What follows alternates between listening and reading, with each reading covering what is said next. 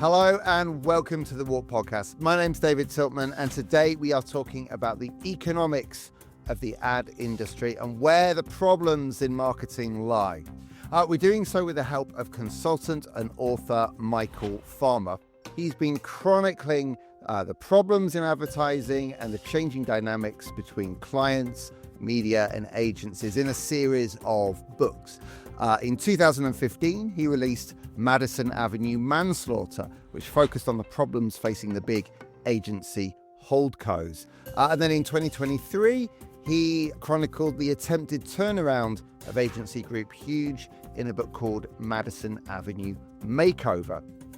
Michael is launching his new book, Madison Avenue Revisited. And the headline is, It Was Murder, Not Manslaughter. We'll be exploring his latest findings, the troubles ailing clients, how his predictions from the original book are played out, and, of course, what the alternatives might be. We'll bring Michael on in a moment, but first, a message from our sponsor. Good news, decades of benchmarking, insights and best-in-class case studies are now available at the push of a button. Lions Intelligence is the new operating system for creative marketing excellence. With state-of-the-art AI technology and established marketing insights from the WARC, Contagious IQ and WARC, all in a single adaptive workspace that evolves with your thinking. Save hours of manual work and share your thinking with clarity and confidence. Lions Intelligence is where groundwork becomes great work. Insight, strategy, creativity, execution, all in one place. To learn more, check out intelligence.lions.co. Michael, welcome to the WARC Podcast. Thank you, David. Delighted to be here. Now, we're going to get into your sort of thinking of the new book, but I think it would help for anyone who doesn't know you just to explain your background and how you started sort of looking at the relationship between advertising agencies, clients, and the broader economy.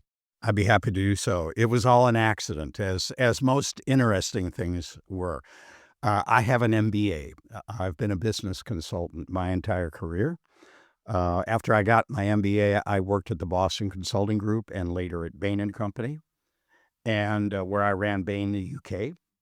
And after doing that a number of years, I left to start my own firm because I was interested in getting back into consulting. After a few years of that, working with corporate clients, I was contacted by Ogilvy UK in 1992, who said, "We've just been bought by Martin Sorrell, and we're already not making our numbers," which, has been a 30-year history for most. That was a warning sign. Yeah. And so they said, "I think we need a strategy consultant rather than an advertising consultant." And I said, "Well, you're in good hands because I don't know anything about the industry." So I said, "But what I think I can do is to treat you like you're a factory that makes ads, and I will analyze you as if you're a factory, which means how much work do you do for each of your clients? How much do you get paid? And what kind of resources does it take?" And they said, "Great idea. Just don't use the word factory around here." So this is in 1992. They were still on commission. Digital and social hadn't happened. And then I started the work and discovered that they, as every other agency I've looked at, did not keep very good records about what work they were actually engaged in or how much work it was for the calculation of fees. And so I ended up developing a practice where I would go into agencies and reconstruct what work they were actually doing for each of their clients. This is in terms of the number of hours they're putting in, or? No, well, first of all, the first thing I wanted to know, David, was what deliverables are there? What ads are you making? And at the time, that was TV, radio, print. The work was all original. There weren't many adaptations at the time. And then the question was, how many people does it take? And what I had to do then, and which was extremely helpful, was to work with the creatives to figure out how much time it actually took in an efficient agency to do a TV ad, to get it through all the reviews, et cetera, depending on how many teams they used and how much rework there was. And so that first effort back in 92 was not only to figure out what work they were doing, but to turn it into a model where if we knew the work we knew the different types of deliverables, that we could figure out some sort of an algorithm that would turn it into headcounts. And I knew at the time they had 52 creatives, 75 account people, and about 40 production people. And so we developed a model that would explain that number of people, bearing in mind sick days and vacation days and all that. So we had what was then called the farmer resource model, which took that work and figured out how many people it should take. And the goal of that was to really understand the economics of the agency. Exactly. It was to say, how much work are you doing, and how many people should it take, and how many people does it take? Because there was a gap between what it should take and what they actually had allocated. I didn't know that at the time. And you've been studying this ever since? Is this something that you've just... Unfortunately, I have been developing scopes of work for agencies in media and creative now for 35 years. Right. Okay. So that has not changed. That's not changed. So that was in the early 90s. By the time you got to 2015, you were writing a book, Madison Avenue Manslaughter. Many people will know you from that, subsequently sort of reprinted several times. And there you argued that the sort of industry's decline was sort of almost like accidental. It was sort of caused by, bad decisions, naive management, and you called it manslaughter. Tell us about how you've gone from there to the new book, Madison Avenue Revisited, where you've updated the charge from manslaughter to murder. All right. May I first answer the question of why I thought it was manslaughter at the time? Now, one of the things that I could do with the data that I was developing, and I worked for Ogilvy around the world for another 5 years, because you fix one office, and then they say, well, we'd like you to look at Frankfurt, and we'd like you to look at Paris and Madrid, et cetera. We did that in Europe, and we did it in the States. And then Gray hired me, and that was another 5 years worth of work. Then I moved from the UK back to the US, and I started to work with advertisers who were shifting from commission to fee and wanted to know, how do we figure out what's an appropriate fee compared to what we've been paying? In any case, I had a huge database of workloads and fees and resources. And what I noticed was every year the workloads were going up.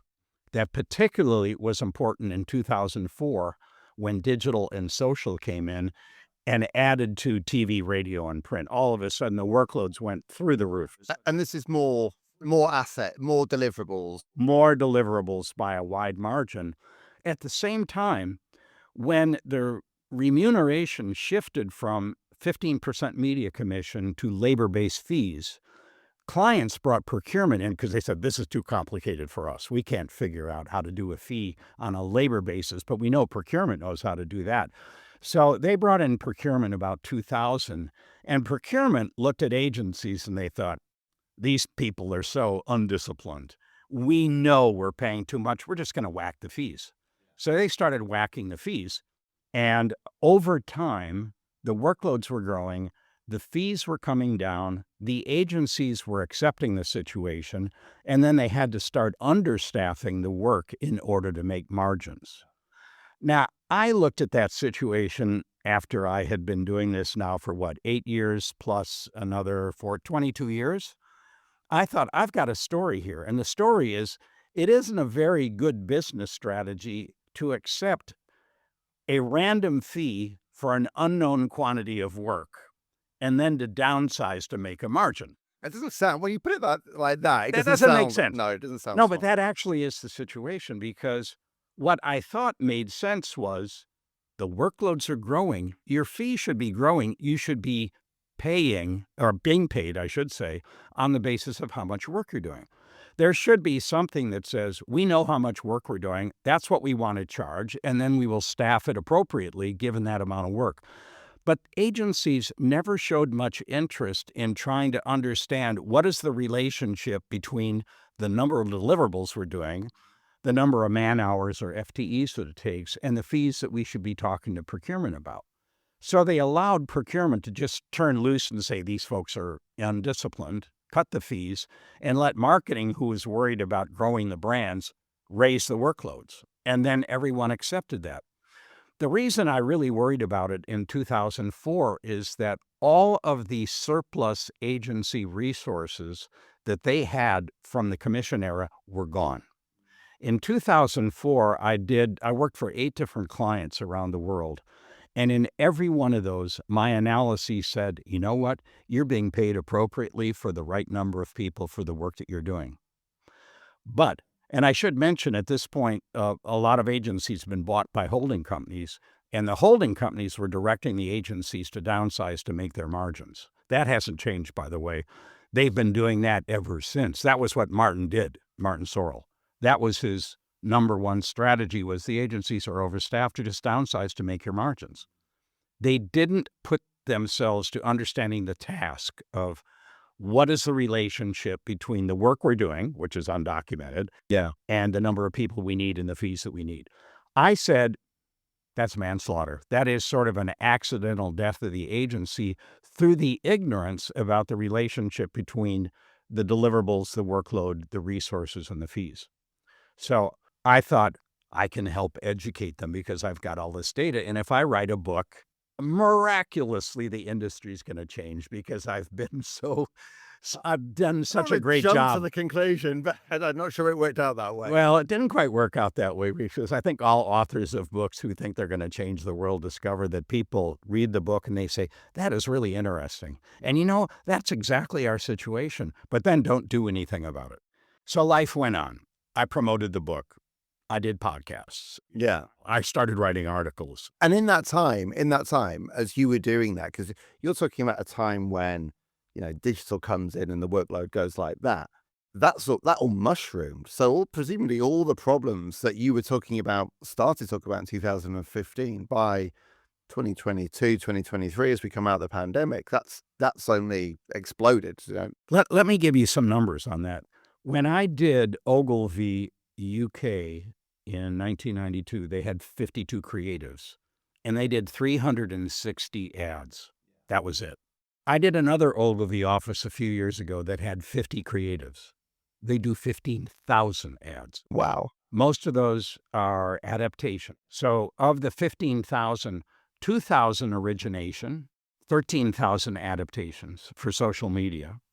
But those 13,000 account for 40% of their man hours, therefore 40% of their fees. The real problem is AI can do adaptation. That just completely breaks that model there. Absolutely. And listen, procurement really wants to know how AI can help them really smash agency fees. So I said to this particular office, I said, let's say only half of that 40% is vulnerable, 40% of your man. Could you accept a 20% reduction in fees? And they said, are you kidding? We're out of business. Yeah. And the holding company, WPP at the time, would be severely crippled if that happened in every Ogilvy office, to say nothing of the other brands that they had, VML, Y&R at the time. Now that's VML. It would be a disaster. And now that's the disaster that I'm trying to write about today, although Madison Avenue Revisited, which says the verdict of the advertising industry, murder not manslaughter, led me to conclude that the holding companies, rather than accidentally milking the agencies, have actually deliberately milked the agencies. So the murder is by the hold-cos. It's not by the tech platforms. No. I'll say the murder is a number of groups getting together. First of all, you have the holding companies who've acted like bad parents. Why? Because their agencies, at the time when they were shifting from commission to fees, a good parent holding company would say, let's figure out the relationship among the work you're doing, the man hours, the fees, and the resources, and we'll hire consultants or do whatever we need to do so that you're smart about that. They didn't do that. And after 2004, when all the surplus resources were gone, the holding companies just kept cutting people. And I used to speak to the various holding company CEOs, and I'd say, listen, you're cutting out muscle now. You were cutting out fat up to 2004. Today you're cutting out muscle. They said, we still got surplus resources that we can take out to make our margins. The agencies are still not efficient. Yeah. Because they didn't have the data and they never looked at it. And quite frankly, I don't think they were interested. So you have the holding companies, bad parents. Then you had procurement that came in. And I only know procurement really from the automotive industry, where I did a lot of work when I was at Bain & Company. And the procurement people that I knew in automotive had the objective of creating cars that had no warranty claims. Okay, explain that. All right. You've got a car coming off of the Ford product line or off of the Toyota product line or the Nissan or the Aston Martin, right? And if the suppliers have provided bad product, and suppliers provide everything except basically the engines and the transmission. Well, no, even the transmissions come from outside. So the procurement's job is to make sure the suppliers provide quality product that can go on the assembly line, get attached to the car goes out and it runs properly and it doesn't break down and have warranty claims within, whether it's the first 50,000 miles or the first 100,000. So procurement really worried in the automotive industry about making sure that the suppliers were doing a great job, didn't need to be inspected. And they put all kinds of procedures in place, from what's called the ISO standards, ISO 9001, et cetera. So this is about the quality of the deliverable. Quality of the deliverable. Like, they would accept no more than 25 parts per million defects from a supplier.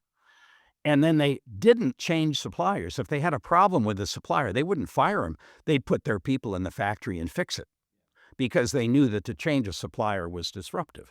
So that's what I knew about procurement. When procurement came in, I thought procurement could be an ally. We can work with the agencies to figure out and to get them to sign on to an understanding of the relationship between workloads and fees and resources. Nope. Procurement came in, and I remember this. There was a procurement guy at Ford that I worked with. I won't mention his name. He was a really good guy. He had bought axles. That's what he came from. And so he came in and he met with the agencies. Tell me how an ad is made. And they looked at him and said, do you know who you're talking to? It's like, we are a creative shop. We can't talk about how it's made because we don't even know where the ideas come from, you know. And he said they were so uncooperative. He said, I just decided to whack their fees by 10% per year until they became more cooperative with me. And he said, and I've been doing that for 5 years, and it hasn't changed anything.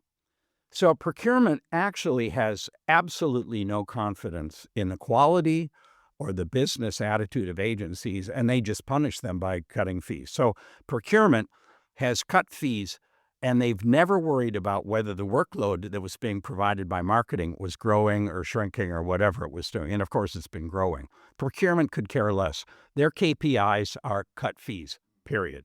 So they're a problem. Then if we go to the CMO, CMOs have had a tough time since the financial meltdown of 2008. Yeah. Because brands really stopped growing through the financial crisis. This is a whole low growth economy. And they never picked it up again after that. And of course, that was congruent with the introduction of ad tech and then later programmatic and now even, principle-based media. So where the media structure of the industry became extremely complicated and the growth stopped, CMOs said, we're not growing, and this whole ecosystem is so complicated, we don't understand it. We're just going to go for low cost. Almost as if they have been accepting the fact they're stuck in a low-cost environment, a low-growth environment. Yeah. They don't know what to do about it, so they're just going to go to low cost. So they go to the low-cost media. Because that's the option that seems most doable. Well, that's the one that Google and Meta and Amazon and Apple and Yahoo and everybody else who provides the pipelines for programmatic are saying, hey, we can target consumers. That is a superior form of marketing anyway, rather than doing mass market TV, radio, print. Even though we know that a lot of that has been questioned by sort of other researchers. Well, they don't always accept the questioning. Hey, no, I'm aware of that. That you're aware of that. I mean, WARC knows better than anyone else the data that you've got developed that there's a real problem. My own analysis shows that since 2009, 40 of the top 60 advertisers are only growing at half of GDP growth. Yeah. So it's not just that we're in low growth, like an overall low growth economy. These organizations are actually underperforming versus GDP. Yes, absolutely. Because, productivity in the West, productivity improvements are 2.3%. So you expect 2.3% growth just to keep up. And inflation is 2.4% on average. That combination is 4.7 nominal GDP growth. And that's what you should compare to the sales growth of a P&G, a Unilever, a Nestle, or, a Colgate-Palmolive, or someone like that. So the group of 40 out of 60 advertisers that are heavy advertisers are growing at 2% per year where it should be 4.7. And that's for 15 years now. And now we've got this sort of also talk about like a K-shaped economy where actually the middle's being hollowed out. So companies that have traditionally sold into what you might call the middle classes are struggling with consumers whose living standards aren't keeping up, while people that were selling more into a sort of premium end of the market are maybe doing a bit better. So you've got a sort of... That is so true. And they have the only growth that they've gotten, because they have shareholders too, is through price increases. And then at the same time, because populations have grown, and because retailers have grown, you have a lot of private label products, or whatever you want to call it. I teach at a university. I teach an advertising management course, and I sent my graduate students out to major retailers in the States, supermarkets, big box stores. And I said, I want you to come back with a listing of all the private label products that you saw and what the price gaps were. And these are 30-year-old students. They were shocked themselves at how big the price gap was. The price gap between like the sort of store label and where the store labels were compared to the legacy labels. You know what I mean? Even the placement on the gondolas wasn't like it used to be. So what you have are marketing departments that are massively growing the workloads of their agencies in the hope that they're going to find something in the panoply of deliverables in programmatic media that work. But that stuff is low cost. It tends to be promotional, and it doesn't grow brands.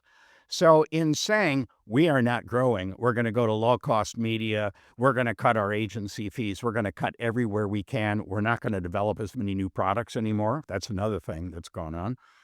They're locking in their low growth. So who is murdering Madison Avenue? CMOs who are growing their workloads but not solving their growth problems. Procurement who are just cutting fees. Holding companies who are milking their agencies, and the agency CEOs who just say, I'm trapped. I mean, I'm being judged by my ability to generate my numbers, not my ability to help clients grow again. And therefore, because agencies have been downsizing now for 30 years, they've really got a bunch of junior people, which seemed okay when they were doing nothing but programmatic media. But it's not very good for doing the top of the funnel advertising, where you need good strategy and problem solving. And I guess that's the interesting point we're in now, where, we're hearing in Cannes, and we're hearing lots of people talking about the need to go back into brand building, the need to go back into sort of driving growth rather than cutting costs. It feels like, you use the term doom loop to discuss what's happening. That is a risk for CMOs who have very little credibility anyway. They get fired every 3 years, right, for failing. Do they brief their agencies on, you have to help me grow the brands again? No. They brief the agencies, here's your scope of work. Yeah.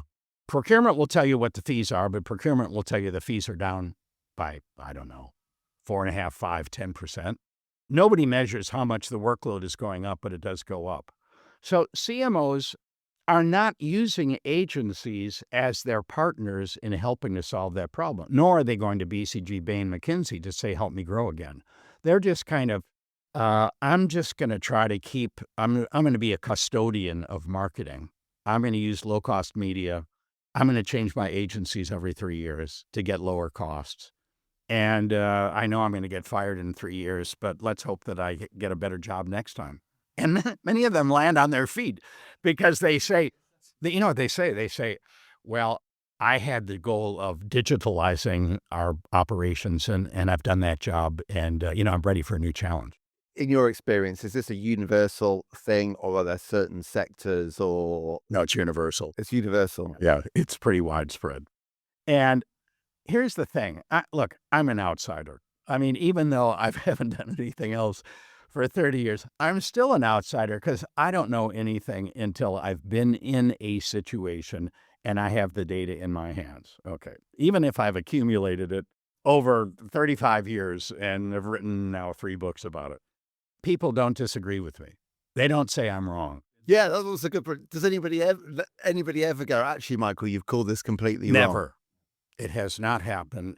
And it's sort of gratifying. And I write an article a week in my Substack, and they're fairly provocative, but I'm always relying on the data.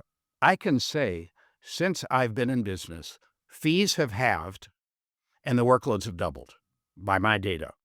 And that means that the price for agency services has declined by 75% real, because I've taken inflation out of it. Let's just dwell on that, because there's this great chart that I know you has been shared around in the past few months, where you show the declining resources that go into a creative output. Right. And so that's what you're talking about here. Is basically we're paying less for the deliverable than we've ever paid. Exactly. In real terms, 75%, did you say? 75% real decline in fee. Now, what is that price? Price is fee divided by workloads. Now, workloads are everything from TV ads to Facebook posts. So you have to normalize them.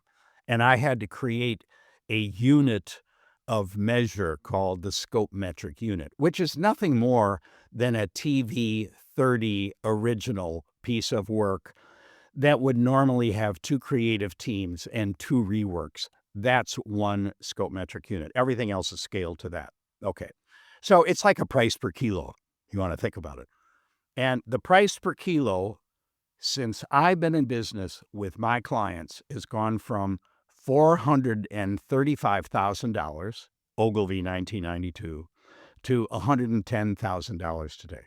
That's a 75% reduction, and that is due to fees coming down by about 2% per year, and workloads growing by 2.3% per year for 35 years. So each year, a little bit of pain, but we can handle it. But it's a if ratchet you effect. accept a 2% decline in fee and a 2.3% increase in workload every year for 35 years, your price is down 75%. And now here's the other thing, David. When I did this Ogilvy work, because we never answered the question, why weren't they making money?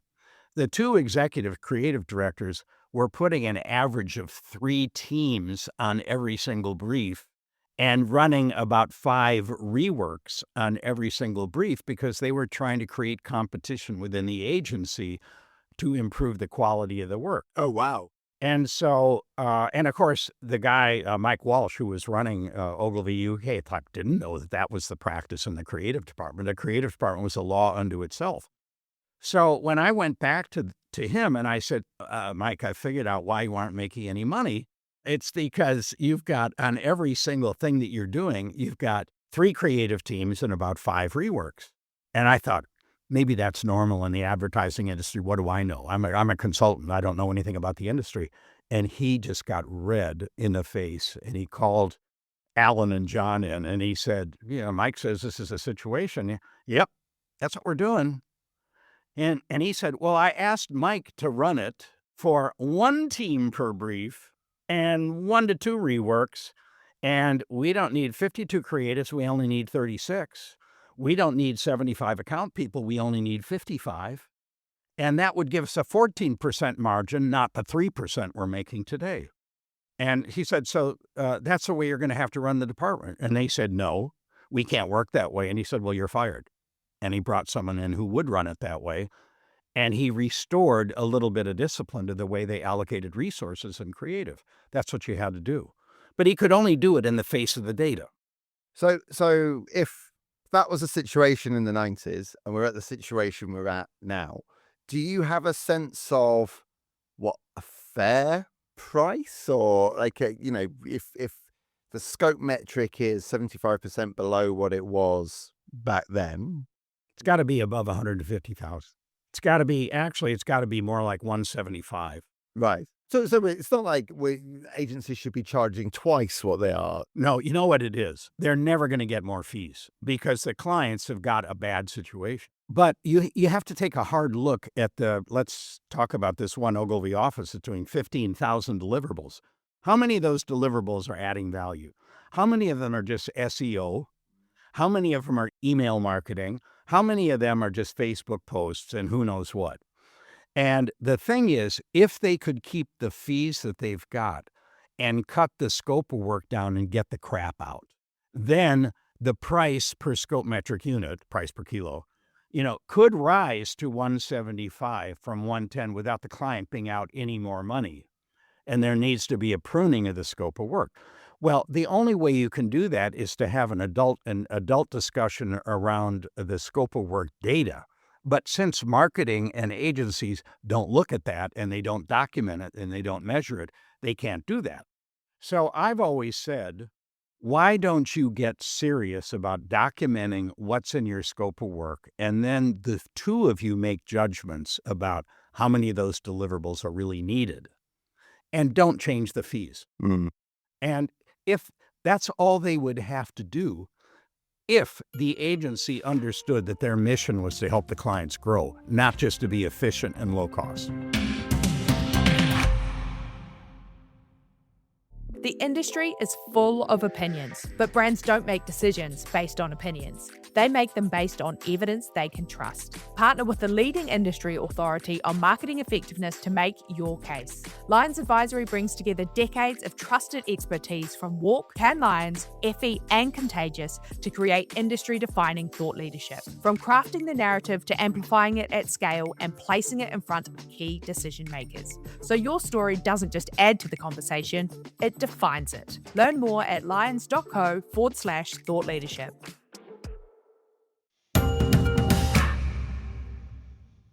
So you talked about AI earlier, but let's just bring AI into that, because I guess one of the more obvious applications of AI within this world would be to create a lot of that, whether we want to run it or not, but create a lot of that sort of long tail of assets, the variations. Create or manufacture. Manufacture, yeah. Without people.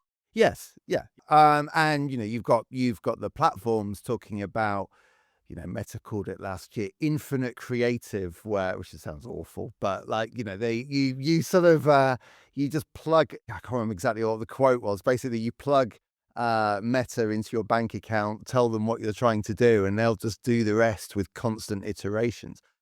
Where does that all fit in? Because I mean, from a sort of compared with what you're saying about what was happening in the 90s, it sounds quite dystopian, but it is all, there are plenty of companies talking about this as the future of creativity. It is absolutely possible. It would be a disaster because I think we've got to get back to the fact that in a capitalistic world that we live in, growth is paramount. Growth is how people make more money, people get promoted, products serve the marketplace, there's innovation. And if you just have machines that are grinding out deliverables that don't add growth, then what have you got? And so I think that it's a very interesting consulting question is, why did the growth stop in 2009? How much of it is due to private label competition and 25 to 40% price gaps? What can be done about that?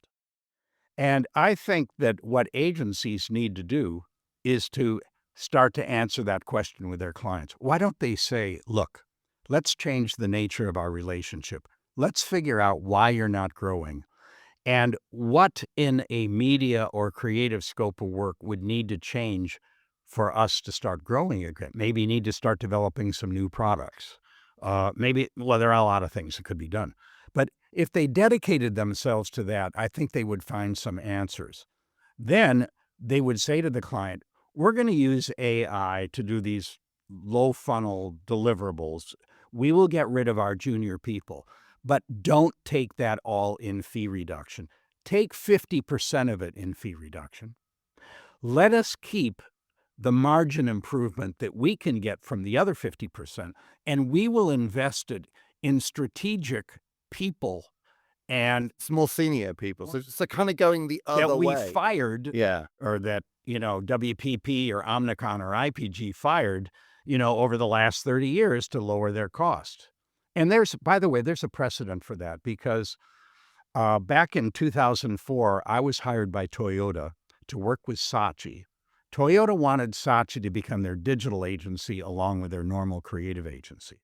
And what Toyota said was, look, we will hire Farmer to help figure out where you can be more efficient in doing your advertising. We're going to let you keep your fees where they are. You take the additional profit from those fees and reinvest in digital people. And then we're off to the races. And that's exactly what we did. So there's an ample opportunity for advertisers to allow their agencies to get strong again by keeping some of the benefits from AI and not taking it all in fee reduction. Now, that means that procurement needs to be educated, that they've got to stop being hostile to agencies, and they have to stop thinking that their job is just to cut fees. Their job should be to help their agencies become effective as strategic advisors. Do the work that's needed to grow the brands again, and then everyone flourishes. And if they succeed from an outcome standpoint, let them raise the price for the deliverables that they're going to use as the basis for their pricing rather than the man hours. That's what I think should happen. Fascinating. So you mentioned sort of media and creative there, and I think you, like many people, feel like the division of media and creative has been, a big part of the problem. It really was. It wasn't bad for media when WPP split out media from creative. Publicis did the same thing. Omnicom and IPG all did the same thing. That was not bad for the media operations because it opened up the playing field. They could go after any client. It hung the creatives out to dry because when they did the split, the media agencies were going to clients who were then paying 15% commissions and said, we'll do all the media work for 5%. Well, that left 10%. And were they going to pay 10% on media for the creative agencies? No. So that led to labor-based fees, one of the things that encouraged labor-based fees. And that's when procurement said, these guys have been getting a 10% of media spend to do the creative work. That's way too high. It should be half of that. So that's when they started cutting the fees. You talk about there being an obsession with like cheap CPMs, and I mean, is there a media quality issue at the moment as well, rather than just a sort of fee issue? Well, I think there's top of the funnel, bottom of the funnel distinction in the book here, and I probably won't be able to find it. But I did find some very current data on what CPMs would be for like over-the-air television or, CTV or something like that, like $32, let's call it, versus doing a typical programmatic ad, which is, less than $10. Yeah. And that's been part of the thing, is that we've kind of seen all reach as equal. And if I can get it for 30 cents over here or $30 over here. If I can do a deliverable, why should I do that? And that comes back to the question that you posed me, David. You said, well, why doesn't everybody get together and focus on growth again? Because you'd have CMOs having to go to their CFOs and saying, I'm going to spend more on media because I'm going to start buying expensive media again. And we're going to stop taking fees away from the agency because we need to build them as strategic partners. And procurement, we're going to bring them along for the party. CFOs are going to have to say, are you kidding me? When are you going to deliver the goods? Yeah. And they say, well, maybe it'll take 3 years, but we'll get there. And then what happens to our share price in the next 3 years? See, I don't think that there's a right attitude towards risk and investment today. I think that people are too sensitive to what happens to the share price. Within marketing or within corporate? like at P&G, at Unilever, at Nestle, or at Colgate-Palmolive. So you mean the general management is sort of increasingly risk averse? Totally. Yeah. Because they have to support their numbers and their share price. And so if they said, we're going to significantly increase our media spend in order to return to growth, you know what Wall Street or the city are going to say, well, when's growth going to happen? When are you going to see the results of this? Because what it's probably going to do is depress margins for the next couple of years. It is the right thing to do. But the way Wall Street and the city have moved over the years, they don't have a tolerance for risk either. They want steady quarterly growth. Otherwise, they punish the companies. Nobody wants to be punished. So final topic, which sort of relates to this, because I guess it's about how you make the case. Yeah, you start focusing on measurement in the book. You talk about market mix modeling. You call out Mutinex as a particular example of that. Obviously, there are a number of vendors in that space. What's the role you see of that sort of next generation measurement tool in trying to resolve the situation you talk about? The MMM, like Mutinex, are very sophisticated programs that look at all of the elements of the marketing mix and the spend versus sales. And I think that because the marketing mix is so complicated today with so many channels available and so many different ways of spending the money, that only a sophisticated computer program can figure out what works. I think it's beyond human capability. So I think CMOs need Mutinex or other MMM programs to tell them what should be in their scope of work in what proportion. And this could be where, AI is a very broad term, but AI and machine learning can really start to have a benefit because, as you say, the ability to see what genuinely works within millions or billions of dollars of media spend is beyond human capabilities. So we're going to need that sort of sophistication. Yeah, and where the AI comes in, and Mutinex is a program that I know the best. The program will just do its analysis, and it will say, this is what you will get for growth for this mix and this spend. The AI part of it is where a CMO can say, what should I change in the next quarter that will have a visible impact on my growth? And then the Mutinex will come back and say, you should treble your radio spend. So what they've all are starting to build in is a front end like... That's the sort of generative AI, yeah. It's generative AI that allows a normal, non-AI type person to ask plain English questions about what changes should I make that will accelerate my growth and get an answer. That's the real key part of the AI, I think. Fantastic. Michael, we're going to let you go, but I guess final question. This is your third book now. What are you going to do next? I think that what I want to do now is to continue my consulting practice and to take the lessons from 3 books to encourage SWE people to take action. I think so many of us have documented the problems of the industry. I don't think there's anything new to be said about it. I think, if anything, maybe I've gone too far in writing 3 books about here are the problems. I don't want to talk about the problems anymore. I want to find the companies that do something about it and have results to show. So I want to dedicate myself to that. Then my next book ought to be about someone that actually did something and what did they do to get out of the doom loop that the industry seems to be in. So I'm looking for those companies. Anybody out there? Give me a call. I'd love to talk to you. Well, perfect way to end it. Michael Farmer, thank you so much for joining us. David, thanks for having me. It's really been a pleasure talking with you. Well, that's all we've got time for today's podcast. A big thank you to Michael for joining us. If you liked what you saw or heard, then please do follow us on your podcasting platform of choice. And if you really liked it, please do leave us a review. Until next time, thanks for listening.